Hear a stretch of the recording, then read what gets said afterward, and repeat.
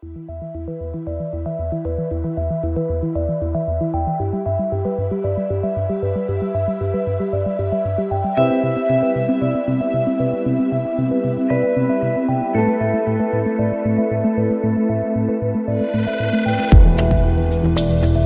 අද next gen neurosurgery වලින් කතා කරන්නේ අවුරුදු 12 සිට 18 දක්වා අපි දකින්නට ලැබෙන එක්තරා රෝගයක් ගැන.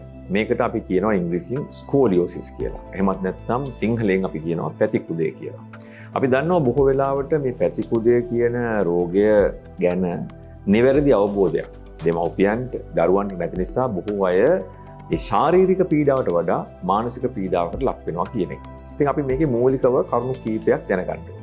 මේ පැතිකුදේ කියන එක මාරාන්තික රෝගයක් නෙවෙයි. ඒ කියන්නේ ඔබ දන්නවා පිළිකාවක් වගේ එහෙම භයානක මරණ ලෙඩක් නෙවෙයි. නමුත් මේකෙන් ඔබ දන්නවා ඔබගේ යම්කිසි ශරීරයේ ස්වභාවය වෙනස් වෙනවා. ඒ කියන්නේ නැමීමකට ලක් වුණාම කාටවත් පේනවා කවුරුත් අහන්න පුළුවන් මොකද මේ ඇද වෙලා තරුණ දරුවෙක් නම් කණ්ණාඩිය ඉස්සරහට ගියාම එයාට එහෙම ප්‍රශ්නයක් තියෙනවා. මේකට හේතු මොනවද කියලා අපි බලන්න ඕන එක පැත්තක්.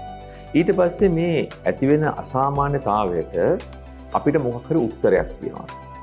එහෙම නැත්නම් ඒ උත්තරය ශල්‍ය කර්මයකින්ද කරන්න ඕන. එහෙම නැත්නම් වෙන ක්‍රමයකින්ද කරන්න ඕන.